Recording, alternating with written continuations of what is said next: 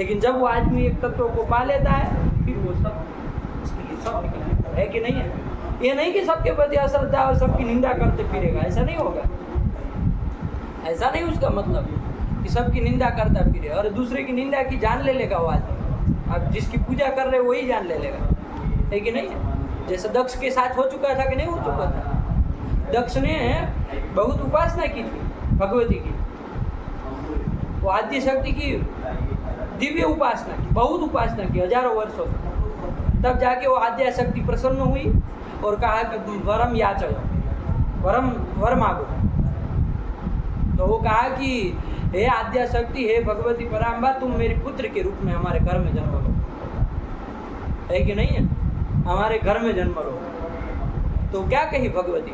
भगवती कही कि अवश्य आओगी, जाओ तुम्हारे घर में तुम्हारी प्रसूति नाम की पत्नी से उसके गर्भ में मैं वास करूंगी और मैं उसके गर्भ से पैदा होगी। तुम्हारे घर में मैं आद्या शक्ति जो कि अनादि है, जिसका कोई आदि नहीं है कि नहीं, जगत की माता है, जगत का निवास स्थान है, वैसे मैं तुम्हारे घर में प्रवेश करूँगी, तुम्हारे घर में जन्म लूँगी, जाओ आशीर्वाद। कितनी बड़ी बात है, आद्य शक्ति को अपने घर में पुत्री के रूप में पा लिया तब कर। लेकिन वो भगवती ने उसके साथ ही साथ कहा, उसको क्या कहा? कहा कि जिस दिन तुम मेरे प्रति मंदादर हो जाओगे, क्या हो जाओगे? मंदादर। मंद मेरे प्रति तुम्हारा आदर हो जाएगा जिस दिन, उस दिन में तुम्हारा ये जो तुम्हारे से मिला हुआ है जो शरीर होगा उसको मैं त्याग करूँगा। जिस दिन तुम मेरे से मंद आदर रख लो, मंद आदर हो जाएगा तुम्हारा मेरे प्रति। आज तो तुम बड़ी तपस्या से मुझे पुत्र रूप में प्राप्त कर रहे हो, लेकिन जिस दिन तुम मेरे प्रति मंद हो जाओगे, आदर हमारा मंद करने लोगे, उस दिन मैं ये शरीर छोड़ दूँगा, मतलब जो शरीर प्राप्त करूँगी। तो ऐसा करके वो दक्ष चला गया अपने यहाँ, उसके यहाँ पुत्री के रूप में भगवती का जन्म हुआ। और वो भगवती तब ये भी कही थी कि मेरा विवाह शिव के साथ होगा। किसके साथ होगा? शिव के साथ। सब बात बता चुकी है, जब वरदान देने आई तब सारी किस्सा कहानी बता चुकी। लेकिन जब वो पुत्री के रूप में बड़ी हुई, है कि नहीं है, भगवती आद्या शक्ति, और जब वो विवाह के समय आया तो दक्ष ने सोचा कि इसको विवाह किसके साथ किया जाए। तो उसको ध्यान था कि अरे जब वरदान मांगा था तो कहा था शिव के साथ कराना है, लेकिन दक्ष को था ये, है कि नहीं है। अरे कहाँ किस्सा कहानी में घुस गए आप, हैं? चलो खत्म करते इसको। क्या हुआ, उसको दक्ष को पता था कि भाई कहा है शिव के साथ विवाह कराना है, लेकिन उसको हुआ कि जो शिव के गण हैं वो सब तो मेरे मतलब यहाँ मतलब सब, वो दक्ष प्रजापति है, उसको सारे संसार का काम करने का उसको व्यवस्था दी गई। ब्रह्मा के पुत्र है वो दक्ष, वो भी कम पदवी नहीं है उसकी, ब्रह्मा के पुत्र है, और सारे संसार की व्यवस्था का उसको ठेका दिया तो भैया तुमको संभालना है, दक्ष को दिया हुआ है। तो वो जो शिव के अंश से प्रादुर्भूत जो गण हैं वो सब इनकी व्यवस्था में जुटे हुए होते हैं दक्ष की। तो उसको ये अहंकार था कि भाई जिसके अंश से उत्पन्न हुए लोग मेरे यहाँ काम करते हैं, वैसे अवघड़ दानी के यहाँ मैं मेरी कन्या को दे दूँ। मेरी इतनी प्यारी पुत्री जिसको मैं इतना प्रेम करता हूँ, जिसको मैंने आज वो क्या कहते हैं वो सोने की सैया के ऊपर, मखमल के गद्दों के ऊपर सुलाया इतने समय तक, उसको मैं वो प्रेत भूमि प्रिय आदमी को दे दूँ। वहाँ शब्द प्रयोग किया शिव के लिए उसने, क्या? प्रेत भूमि प्रिय। प्रेत भूमि प्रिय है जिसको, बहुरी समाज, प्रेत भूमि ही प्रिय है यस्य, प्रेत भूमि ही प्रिया, भूमि शब्द से नहीं है, भूमि ही प्रिया यस्य, जिसको प्रेत भूमि प्रिय है ऐसे शिव को मैं दे दूँ, ऐसे बिहड़ आदमी को मैं दे दूँ जिसको कपड़े पहनना तक का शऊर नहीं। ये सब बोलता है वहाँ पर, वो याद होते हुए वो संवाद पुराना, तब भी ये सब कह रहा है। और सोचा कि मैं किसी अच्छे से अच्छे आदमी के साथ इसका विवाह कराऊंगा, किसी ऐश्वर्य संपन्न व्यक्ति से। तो सब देवताओं को न्योता भेज दिया और सबको कह दिया कि भैया जाके सब देवताओं को बता दो कि हमारी सती का विवाह होने वाला है, स्वयंवर का प्रसंग है, सब लोग आ जाइए, सब लोग अपने गाजे बाजे के साथ आइए, अच्छे अच्छे से ऐश्वर्य के साथ आइए, हमारी सती जिसको वो करेगी पसंद, उसी के साथ उसका विवाह होगा। स्वयंवर का उद्घोषणा कर दी। सारे के सारे देवता स्वर्गलोक से और सब यक्ष गंधर्व किन्नक सांप नाग सब आ गए अपना ऐश्वर्य के साथ, सारा ऐश्वर्य सोने से सब मुगर मुगर धारण करके लगे कि शायद हमारे साथ ब्याह कर ले, हमारे साथ ब्याह कर ले, हमारे साथ ब्याह कर ले। सब मूर्ख लोग, जाना ही नहीं चाहिए, जाना ही नहीं चाहिए। अरे वो आद्या शक्ति है, उसके साथ विवाह करने की तुम कल्पना कर रहे हो, मूर्ख है कि नहीं है? तो सब, लेकिन अब है सबको मोहित करके रखती है वो माया जो है। तो सब लोग आए स्वयंवर में। अब सती को तो वो निर्धारित था कि भाई शिव के साथ, लेकिन इसने क्या किया, शिव को न्योता नहीं दिया, शिव को आह्वान नहीं किया था स्वयंवर में भी। तो आगे वाला अलग बात है, स्वयंवर में भी वो नहीं कर दिया, स्वयंवर में भी प्रवेश के लिए न्योता नहीं दिया, भाई तुम आओ और शायद तुम्हारा नंबर लगे। वो कहे उसको बुलाना ही नहीं, आए तो करे ना विवाह, आएंगे ही नहीं, बुलाएंगे नहीं तो कैसे होगा। लेकिन भगवान शिव को पता था, भगवान शिव को पता था, वो आकाश मार्ग में स्थित थे, अंतरिक्ष मार्ग में, है कि नहीं, देख रहे थे कि चलो कब स्वयंवर चालू हो, सभा में तो बुलाया नहीं, जाएंगे नहीं, है कि नहीं है। तो क्या ऊपर से ही देख रहे थे कि देखो क्या होता है कि नहीं। जब सती आई माला लेकर, भगवती आद्या शक्ति आकर के उन्होंने नमः शिवाय करके वो माला को वो जमीन पर के कर दिया, मतलब ऐसे ही जमीन पर ही रख दिया। वो कहे कि कोई नहीं है इसमें माला पहनाने लायक, जमीन पर ही कर दिया।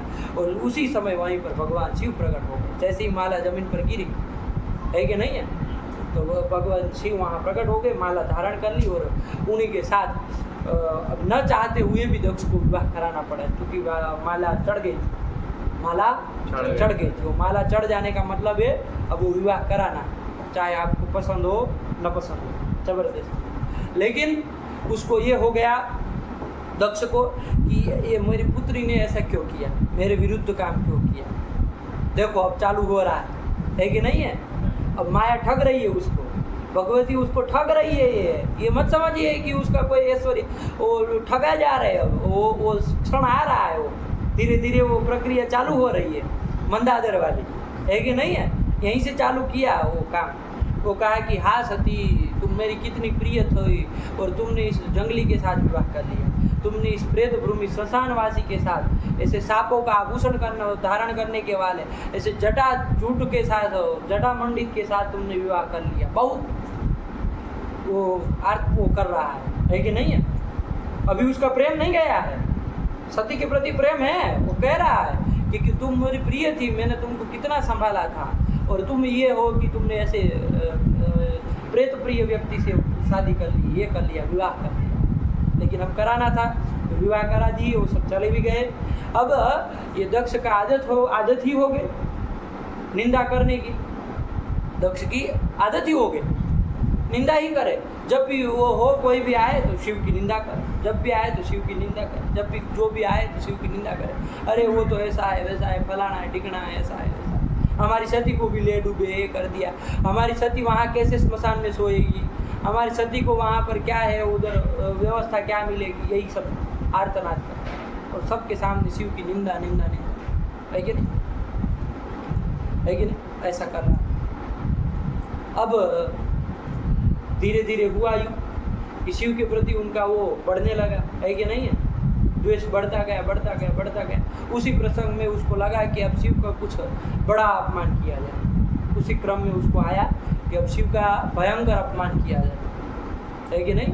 भयंकर अपमान कैसे करें, तो कुछ यज्ञ, महायज्ञ का, महाध्वर का महायज्ञ का आरंभ किया जाए, जिसमें सभी देवताओं को न्योता दिया जाए, सबको लिए हविर्भाग पुरोडास आदि रखे जाए, लेकिन शिव को उसमें न बुलाया जाए और शिव के बिना यज्ञ संपन्न किया जाए, ताकि सारे संसार को ये मैसेज मिले, सारे संसार को ये संदेश मिले, है कि नहीं है, कि भाई शिव का कोई मतलब नहीं संसार में, शिव अन्यथा सिद्ध है, शिव का कोई प्रयोजन नहीं, बिना शिव के भी सारी संसार की व्यवस्था चल सकती है। इस वो सबको सूचना देने के लिए ये काम किया उसने। और कहा है कि जो सती उसके साथ विवाह कर ली हमारी इच्छा के विरुद्ध, उस सती को भी न बुलाया जाए। देखिए उस समय आ गया जो भगवती ने कहा था कि जिस दिन मंदादर हो जाओगे, हमारे प्रति तुम्हारा आदर मंद होगा, तब उस दिन समझना कि अब तो हम छोड़ने वाले, है कि नहीं है। उस दिन वो उस समय हम छोड़ेंगे। तो देखिए शिव हुआ ना, सती के प्रति, भगवती के प्रति भी मंद आदर हो गया। अब जा कर के वो यज्ञ का आरंभ किया, वगैरह वगैरह सब हुआ, है कि नहीं। अब उस समय को लाना ही था। अब नारद जी गए, है कि नहीं है, नारद जी वहाँ थे, वो देख के आए सब व्यवस्था वहाँ की, कहाँ की, दक्ष के पूर्व में जाकर के यज्ञ की व्यवस्था सब देखे वहाँ शिव न सती कोई दिख नहीं रहा, अन्य सब पुत्रियाँ उनकी आई हुई हैं, सबको दक्ष ने नए नए वस्त्र और नए नए आभूषण सब दिए हैं, सबको अलंकृत किया है, सबके जामातों को अलंकृत किया है, जो अन्य पुत्रियों के पति थे उन सबका स्वागत सत्कार किया है, लेकिन न सती का नामो निशान है न शिव का नामो निशान है कहीं पर। तो कहा कि भाई ये सूचना तो बनती ही है कि नहीं, ये बात तो पहुंचनी ही चाहिए बाबा के यहाँ। तो चलो कहाँ कैलाश की ओर प्रस्थान किए, वहीं जा कर के शिव को बताए कि हे शिव, आपके बिना फलाना ये जो है वो यज्ञ कर रहे हैं और आपको बिना अबीर भाग नहीं दे रहे, आप चलिए वहाँ पर, आप चलिए वहाँ पर, शिव को कह रहे हैं। तो शिव कहे कि हमको जब वो आह्वान ही नहीं किया गया, हम कैसे जा सकते हैं वहाँ पर। बहुत अच्छा शिव ने वो किया है, शिव ने जो नारद को वो बात बताई है, ये सब जामातों के लिए, मतलब जितने भी दामाद जमाए लोग होते हैं ना, उन सब के लिए बहुत काम की चीज़ बताई है, बहुत 4-5 श्लोकों में, है कि नहीं है। सबको जानना चाहिए, उस चीज़ को पढ़ना चाहिए, उससे आपको व्यवहार का पता चलेगा कि एक जामाता का क्या वो होता है, एक जमाई का, उसका दामाद का, उसके ससुर के प्रति कितना कैसा वो होना चाहिए, कैसा होना चाहिए। बहुत ऐसे नैतिक बात बताई है। उसने कहा कि जब हमको आह्वान नहीं हुआ है तो, और वो हम भी जान रहे हैं कि वो हमारा अपमान करने के लिए कर रहा है, तो हम यदि वहाँ पर जाएंगे तो हमारा अपमान होगा, और जिस वो ससुराल में दामाद का अपमान होता हो वहाँ पर दामाद को, उसको जमाई को, जामाता को जाना नहीं चाहिए, इस वगैरह वगैरह करके उन्होंने वो बताया है। क्योंकि हम यदि जाएंगे वहाँ पर तो वो हमारा अपमान करेंगे, और जब कोई ससुर, मतलब उसका जो ससुर होता है, संस्कृत में ससुर कहा जाता है, वो जब जामाता का अपमान करता है तो उसकी धर्म हानि होती है, वो धर्म हानि हो जाएगी, जिसका कारण मैं जाऊँगा नहीं, है कि नहीं है, इसलिए मैं नहीं जाऊँगा। तो नारद जी ने कहा कि कोई बात नहीं जाना है तो, लेकिन ये संदेश गलत जा रहा है संसार के प्रति, तो कम से कम ये तो करिए कि सारे यज्ञों को विध्वंस कर दीजिए, चलो। तो फिर उसमें भी शिव ने बताया कि जामाता के वो ससुर का यदि वो करेंगे हम अप्रिय, तो वो भी धर्म हानि होगी, वो भी शास्त्र विरुद्ध कार्य होगा, इसलिए वो भी हम नहीं करेंगे। हम उदासीन है, बैठे काहे परेशान हो रहे हो आप। तो नारद जी को कहा लगा कि भाई इधर तो काम बनेगा नहीं, है कि नहीं। कहाँ है माता कहाँ गई, तो माता के पास चला जाए। गए भगवती सती के पास गए, उनको सब बातें बताई कि भाई ऐसा है, आपके पिताजी कर रहे हैं और शिव तो जाने के लिए मना कर रहे हैं, लेकिन पुत्री जो है उसको पिता के घर जाने में कोई आह्वान की ज़रूरत नहीं होती है, वो तो बिना आह्वान के भी वहाँ पर जा सकती है। तो भगवती आपको तो वहाँ पधारना ही चाहिए, पिता के यहाँ इतने बड़े यज्ञ में आपको तो जाना ही चाहिए। सती को लगा कि हाँ बराबर है भाई, जाना ही चाहिए। सती को सब ध्यान है, वो कोई मूर्ख नहीं है, आद्या शक्ति है, वो मूर्ख नहीं है, सब जान रही है कि नहीं है, सब उसको पता है, बस उसको उचित समय की प्रतीक्षा है कि नहीं है। वो भी चाह ही रही है कि हमारे शिव के बिना जो यज्ञ किया जा रहा है उसका विध्वंस होना ही चाहिए, वो भी ये चाह रही है कि नहीं, सब उसको पता है। और लेकिन वो सब समय की प्रतीक्षा की ही बात है, खेल है कि नहीं। वो क्षण आना चाहिए, उस क्षण की ही प्रतीक्षा है कि जिस समय ये सब काम किया जाए। तो फिर क्या किया जा रहा है, तो सती ने कहा कि भैया जाना ही चाहिए, पिता के घर पे जाना ही चाहिए, चलो शिव से आज्ञा ली जाए। तो शिव से आज्ञा ली जा रही है वहाँ पर विधिवत, शिव से आज्ञा ली जा रही है कि नहीं है, कि भाई हम अपने पिता के चलिए, आप भी चलिए, ऐसा करके आज्ञा ली जा रही है कि हम दोनों चलते हैं। शिव ने कहा हम तो नहीं आएंगे, तो वो कहे कि आप नहीं आते तो कोई बात नहीं, हम जाएंगे, आपको आह्वान की ज़रूरत होती होगी, हमारे पिता के घर जाने में कोई आह्वान की ज़रूरत नहीं है, हम तो जा ही सकते हैं। तो शिव ने मना किया, नहीं जाओ, नहीं जाना चाहिए। काहे मतलब हमारा अपमान सुनने के लिए क्यों इतनी मतलब उत्सुक हो, ये शब्द प्रयोग कर रहे हैं।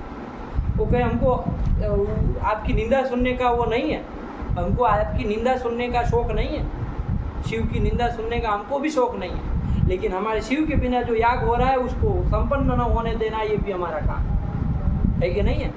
वो यज्ञ संपन्न नहीं होना चाहिए, उसका विनाश होना चाहिए शीघ्र से शीघ्र, इसलिए हमको आज्ञा दीजिए, ये कह रही है उनको। और यदि वो हम जा कर के उनको एक बार कहेंगे कि भाई शिव का आह्वान कर लीजिए और शिव को बुला लीजिए, बुला लेते हैं तो कोई बात नहीं, तब हम विधिवत जैसे पुत्री के रूप में जाते हैं वैसे ही रहेंगे। लेकिन फिर भी शिव मना कर रहे। फिर भगवती ने अपने 10 मतलब अपने काली का स्वरूप दिखाया भगवान शिव को, अपने असली स्वरूप में आई जगदम्बा और काली का रूप दिखाया कि मतलब मैं आद्या शक्ति हूँ। तो आपने तपस्या की, शिव ने भी तपस्या की थी उसको पत्नी रूप में प्राप्त करने के लिए, है कि नहीं है। बहुत सालों तक हिमालय के ऊपर तपस्या की, तब जाकर के आद्या शक्ति ने वरदान दिया था कि मैं आपके यहाँ पत्नी के रूप में आऊँगी, है कि नहीं है। तो वो कह रहे कि जब आपको मतलब पत्नी के रूप में प्राप्त हो गई तो आप आज पति भाव से हमको निषेध कर रहे हैं। क्या सामर्थ्य है आपका निषेध करने का? इस आद्या शक्ति को निषेध करने का क्या सामर्थ्य है आपके अंदर? इतना भयंकर वो रूप दिखाया, एकदम वो बूढ़ा सा रूप। काली का रूप तो क्या होता है भाई, अच्छे ऐसे आदमी का मतलब कंपन हो जाए, ऐसा रूप, भयंकर रूप। आंखें लाल है, बाल बिखरे हुए, जमीन तक गिरे हुए है, काला काला स्वरूप। वो हाथ में मुंड को पकड़ी हुई है और जो वो गर्जना कर रही है सिंहों की भांति। भगवान शिव वहाँ से पलायन कर दिए उसी समय। देव पुराण की अनुसार कह रहे हैं आप, भगवान शिव वहाँ से चल दिए कि भैया अब बस का नहीं है, ये जो रौद्र रूप धारण कर लिए भगवती, है कि नहीं है। तो फिर वो काली को दया आई कि भाई अरे कम से कम है तो पति के रूप में, है कि नहीं है। तो उनको कहा कि डरिए मत, लेकिन अब शिव रुके तो रुके, अब रुकने की देर, आप कैसे रुके, भागे जाए। तो फिर क्या किया भगवती ने 10 दिशाओं में अपना स्वरूप खड़ा कर दिया। अरे कौनों दिशाओं में जाओगे, किस दिशा में जाएंगे? 10 दिशाओं में अपना रूप खड़ा कर दिया। पूर्व की ओर काली के रूप में विराजमान हो गए, दक्षिण के रूप में, दक्षिण दिशा में धूमावती के रूप में उपस्थित हो गए, एक और छिन्नमस्ता के रूप में उपस्थित हो गए। 10 दिशाओं में 10 महाविद्या के रूप में भगवती साक्षात विराजमान है कि नहीं है। वहाँ पर बिताए सब स्वरूप बताए उस क्रम में। भगवती के 10 स्वरूप 10 दिशाओं में खड़े रहते जो निरंतर। तो जिस दौर शिव भागे तो वहाँ पर कोई खड़ा है छिन्न मस्तक, जिसका मस्तक छिन्न हो गया, ऐसी भगवती खड़ी हुई है। सिर ही नहीं, छिन्न मस्तक, है कि नहीं। फिर दूसरी जगह गए तो धूमावती खड़ी, दूसरी दिशा में देखा। धूमावती का क्या स्वरूप? धूमावती एक सौ धूम जैसे इकट्ठा धूम हो जाए, थोड़ा बहुत धूम हो तो नहीं पता चलेगा, ज़्यादा धूम हो जाए तो कैसा रूप हो जाता है, काला काला, ऐसे रूप वाली भगवती खड़ी हुई है, एकदम बूढ़ी सी, है कि नहीं है। और भयंकर रूप धारण, हाथ में 80 खड्ग सब धारण किए हुए खड़ी है। एक जगह देखा तो बगलामुखी खड़ी हुई है, एक जगह देखा तो कोई स्वरूप खड़ा, कोई स्वरूप खड़ा, एक जगह काली खड़ी हुई है, एक जगह कोई खड़ी, है कि नहीं। एक जगह देखा तारा खड़ी हुई है। ऐसे भगवती के 10 दिशा में जहाँ शिव जाए वहाँ खड़ी।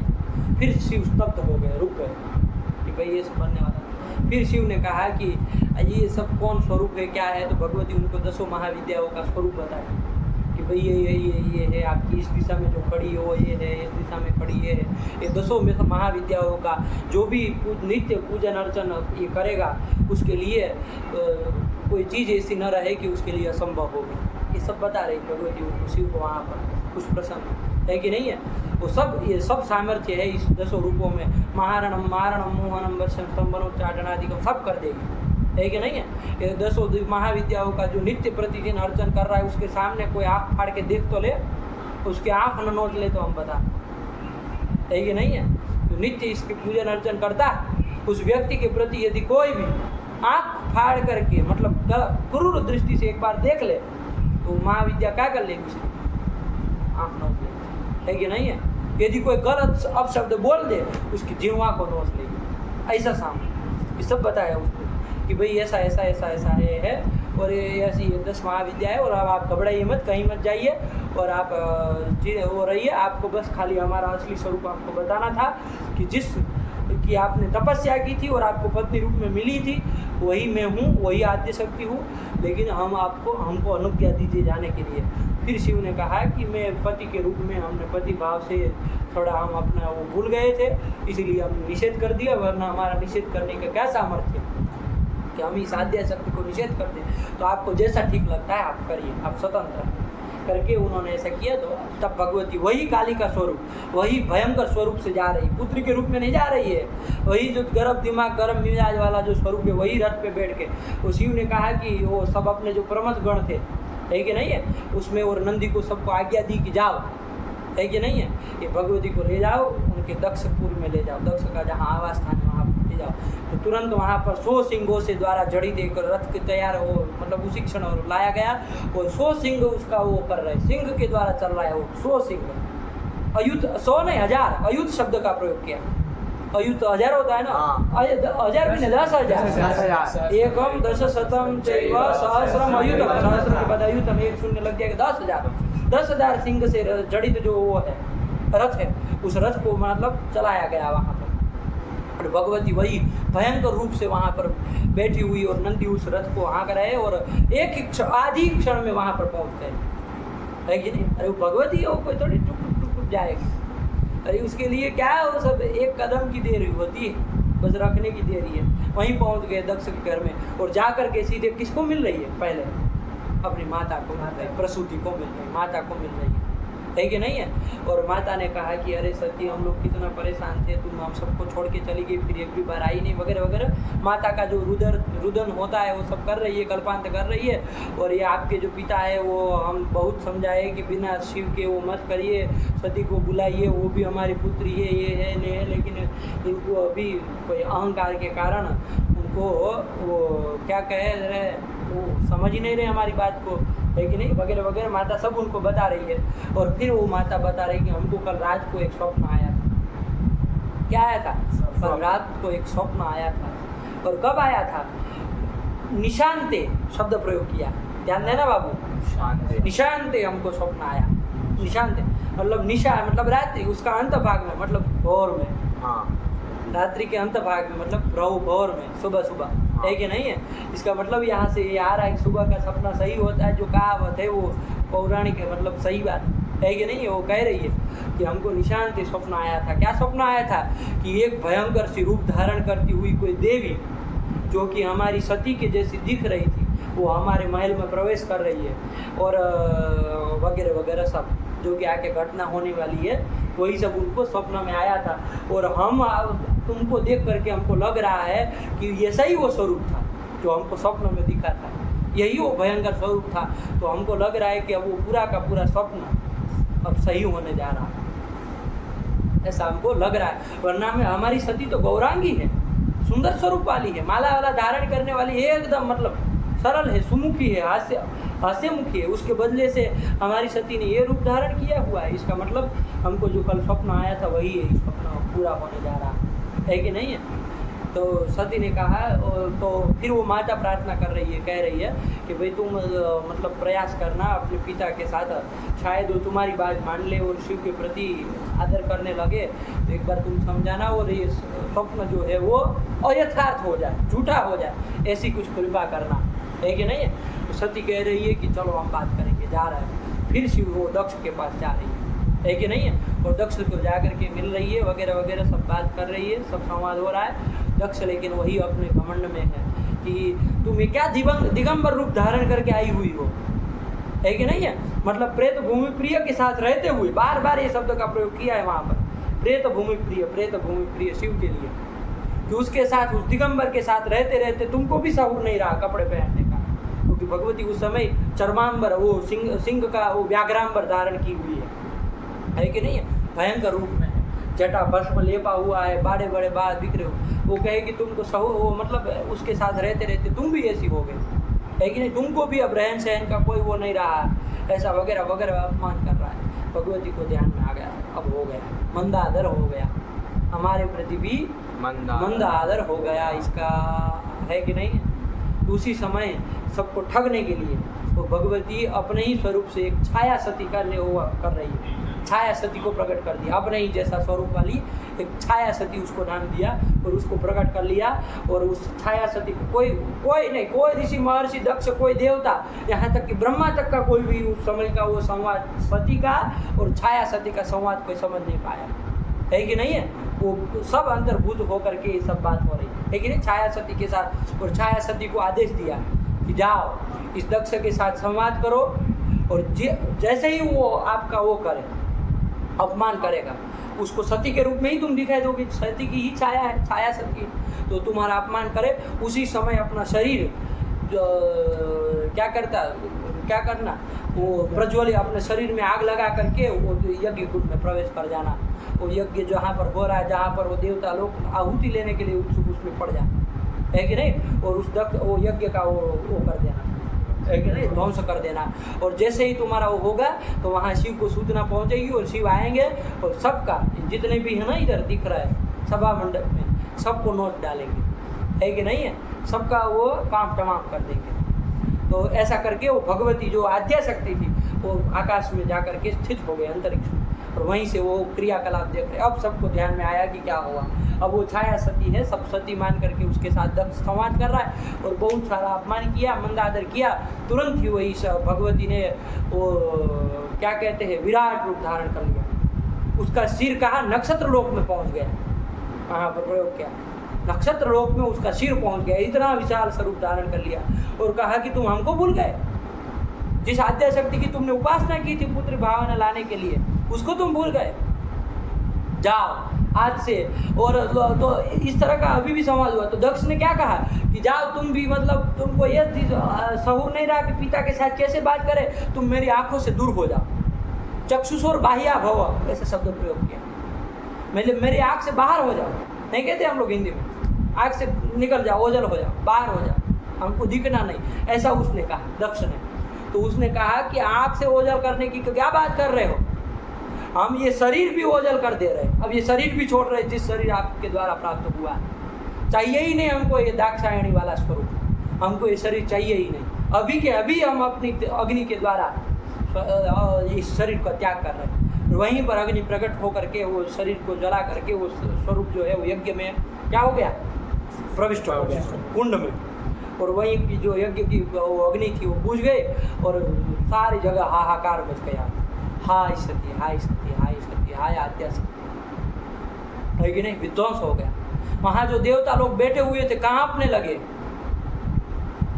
लगे सब, उनको लगा कि अभी खबर जाएगी, अभी ये बात दूर तक चली जाएगी और शिव को पता चल जाएगा और अब खैर नहीं, अब कोई छोड़ देगा, अब हमारा बचना मुश्किल है कि नहीं है। सारे के सारे देवता लोग सब भय के मारे कांपने लगे और नारद जी उस सभा में से खड़ा हुए और कहे कि अभी बात तो बनती है पहुँचानी, वहाँ सूचना तो जानी ही चाहिए बाबा की, यहाँ कम से कम, है कि नहीं।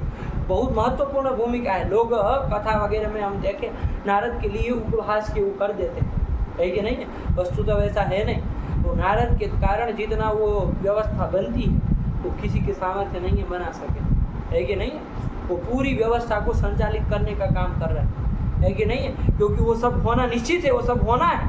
यदि वो ना हो, है कि नहीं है, यदि वो नारद वहाँ जाके सूचना ना दे, वो भगवती को न बुला के लाए, योग्य का विद्वेष नहीं होगा, समाज में क्या वो संदेश जाएगा, है कि नहीं। वो व्यवस्था को बनाने में महत्वपूर्ण भूमिका निभाते हैं। ऐसे मत करिए, ऐसा मत सोचिए कि मतलब लोग कहते झगड़ा लगाने का काम है इनका, झगड़ा नहीं लगा रहे, आपकी व्यवस्था बना रहे, वरना उठ पटांग सब हो जाए, है कि नहीं है। अरे वो ब्रह्मर्षि है, वो है कि नहीं, महर्षि है वो उससे बड़ा तपस्वी कोई नहीं, है कि नहीं। ऐसे व्यक्ति हो तो गए वो शिव को जा कर के कहे कि हे भगवान ऐसा ऐसा हो गया, घटना सारी घटना बता दी। और जो भगवान वहाँ पर शिव ने वो किया, है कि नहीं है, रुदन किया, भयंकर विलाप किया कि हे सती मैंने कितना वो निषेध किया था कि मत जाना, फिर भी तुम गए और देखो क्या हालत हुई, अब तुम हमको मिलो कि नहीं, ये होगा।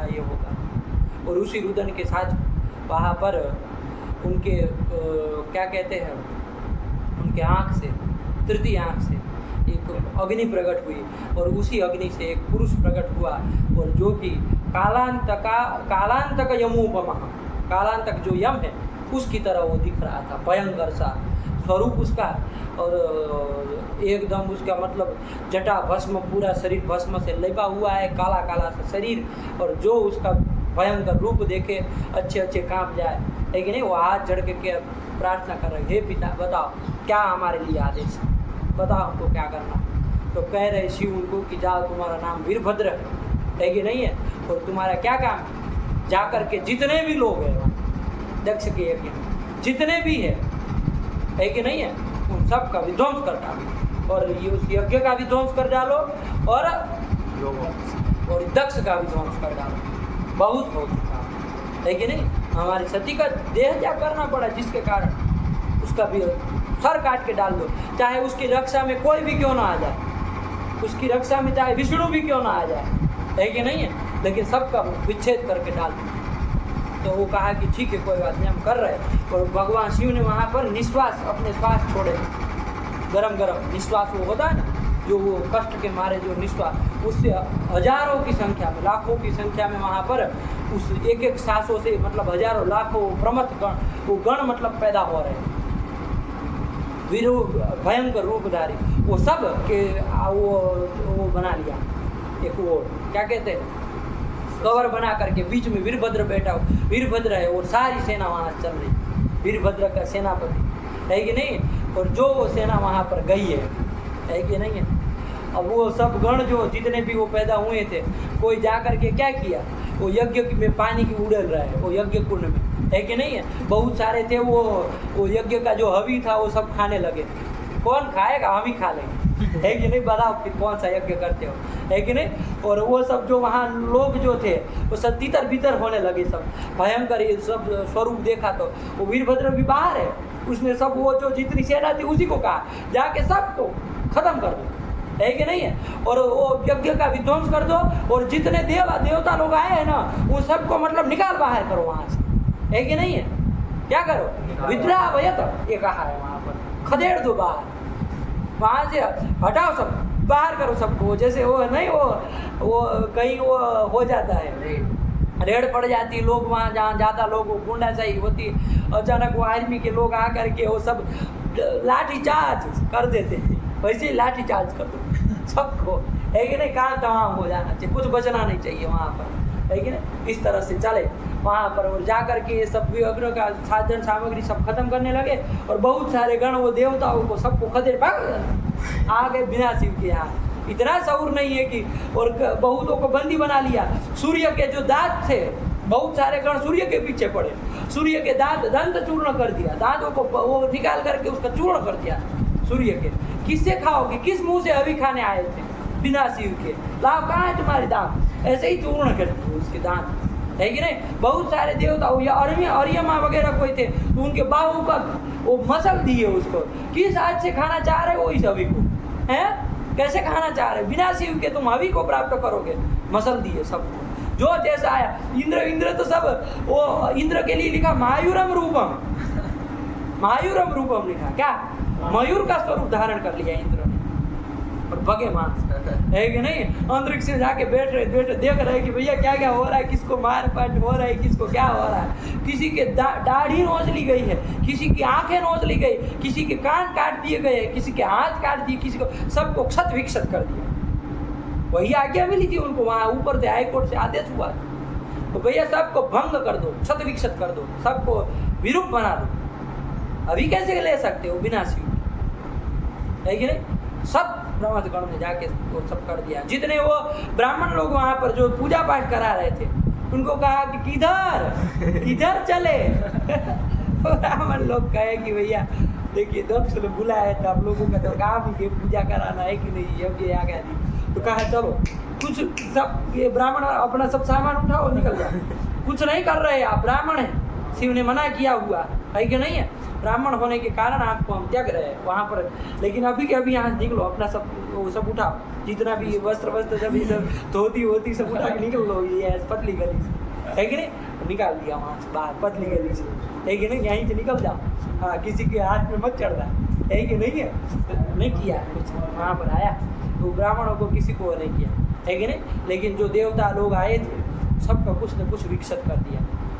और भी कोई ऋषि महर्षि जिनको ऐसा अभिमान था उन सबका विकसित, और जिनको भी अभिमान जैसा जिनका भी वो था उनको उसी अनुपात में क्षत विकसित कर दिया गया, है कि नहीं। और सब निकाल बाहर कर दिए और अंत में आए वीरभद्र, है कि नहीं, प्रवेश किए। आकर के कहे कि दक्ष कहाँ है दक्ष, शिवद्रोही दक्ष कहाँ है, बार बार ऐसी हुंकार कर रहे, है कि नहीं। भगवान विष्णु बीच में प्रकट हो गए, क्योंकि भगवान विष्णु को दक्ष पहले से ही आह्वान करके रखा हुआ था कि हमारे यज्ञ की रक्षा करिएगा, हमारी रक्षा करिएगा, ऐसा याच वर मांग लिया था, है कि नहीं। विष्णु की सेवा पूजा करके विष्णु आ गए बीच में कि भाई तुम कौन हो, कहाँ से आए हो, सब उसको वीरभद्र को पूछ रहे हैं, है कि नहीं। तो वीरभद्र कह रहा है कि हे विष्णु, आप भी मेरे लिए शिव के समान हो, शिवतुल्य हो, इसलिए आप कृपा करके रास्ते से हट जाइए, हमको दक्ष दे दीजिए, हमको इतना काम, हमको हमारे शिव ने आदेश दिया है कि दक्ष का मुंड काट देना, तो वो हम करने आए हैं। मेरा नाम है वीरभद्र, इसलिए कृपा करके आप बीच में मत आइए। आज ये युद्ध करने का समय नहीं, आज हम आपका सहकार चाहेंगे, आज हम आपको युद्ध नहीं चाहेंगे। आप हमारे सामने मत खड़े रहिए, है कि नहीं है, वरना हमको आपसे भी युद्ध करना पड़ेगा। आज शिव की आज्ञा से हम आए हुए हैं इधर। तो विष्णु कहे कि भाई, विष्णु ने सोचा, चिंतयामास, वहाँ पर कह रहे विष्णु चिंतयामास, विष्णु चिंतन कर रहे है कि नहीं, कि भैया बात सही है, इसको तो दक्ष दे देना ही उचित है कि नहीं। आज बीच में पढ़ने लायक ये समय नहीं है, जिसकी पत्नी का वो हो गया है कि नहीं है, देह त्याग हो गया, ऐसे पुरुष का है कि नहीं, वो भी शिव जो हमसे अभिन्न है, ऐसे शिव की आज्ञा लेकर के जो व्यक्ति आया है, तो उसमें बीच में पढ़ना उचित नहीं है। लेकिन क्या करें, ये मूढ़ जो दक्ष है, मूर्ख दक्ष है, वो हमको मांग लिया है, वर मांग लिया है कि नहीं। वो मूर्खमती समझता नहीं है कि विष्णु शिव विष्णु दोनों अभिन्न है, उसमें भेद नहीं करना चाहिए। वो मूर्ख मेरी तो पूजा कर रहा है, लेकिन मेरा ही जो दूसरा स्वरूप शिव है उसकी निंदा कर रहा है, भेद कर रहा है विष्णु और शिव में, इतना मूर्ख है। लेकिन क्या करे अब, है कि नहीं। तो जैसे वो द्वैविध्य मान रहा है, द्विविध मान रहा है, भेद मान रहा है, उसी भेद से अब मुझे भी काम करना पड़ेगा। उसी भेद को रहते हुए विष्णु भावे न मुझे, वहाँ शिव वो विष्णु चिंतन कर रहा है, मुझे भी क्या करना, विष्णु भावे न मुझे इसकी रक्षा करनी पड़ेगी, और शिव रूपे न मुझे ही इसका विध्वंस करना पड़ेगा। ये वहाँ पर वो चिंतन कर रहे हैं। लेकिन चलो, तो वो फिर इतना मन में चिंतन करने के बाद वो वीरभद्र को कह रहे हैं कि भैया हम भी देखे भाई तुम कैसा युद्ध करते हो, हम भी युद्ध करेंगे, है कि नहीं है। हम भी आज युद्ध करने के मूड में ही हैं, आज हमको भी युद्ध ही करना है। यज्ञ की रक्षा के लिए हमको भी रखा गया, यज्ञेश्वर है भगवान विष्णु, यज्ञ की रक्षा है, यज्ञ के गोप्ता है, यज्ञ से गोप्ता विष्णु के लिए कहा गया है कि नहीं है। तो ऐसे विष्णु, तो हमको भी रक्षा करनी है, तो हम तो रहेंगे भैया, युद्ध करो चलो हमसे, अब तुमको करना ही पड़ेगा। तो भयंकर युद्ध हुआ है वहाँ पर, ठीक है नहीं, विष्णु का और उसका वीरभद्र का। वीरभद्र भी कम तो पढ़ेंगे नहीं, शिव का स्वरूप है, अंश है पूरा का पूरा। तो युद्ध चालू हुआ, भगवान विष्णु के द्वारा भी बाणों की वर्षा हो रही है, वीरभद्र भी सामने ऐसे कर रहा है कि नहीं है। वीरभद्र सामने से कोई गदा को फेंक रहा है, तो भगवान विष्णु से गदा टकरा करके सहस्रों भागों में चूर्ण विदीर्ण हो जा रही है। भगवान विष्णु गदा फेंक रहे हैं, है कि नहीं, गदाधर एक गदा की कल्पना करके गदा उसको फेंक, उसका भी वो वीरभद्र से टकरा कर वो विचूर्ण हो जा रही है। ऐसे ही सामने भयंकर वो हो रहा है, और विष्णु को कोप आया, उसने सुदर्शन चक्र चला दिया, अपना महा सुदर्शन चक्र, है कि नहीं है, उसको चला दिया, जो उसके भगवान विष्णु के तेज से ही वो प्रकट होता है।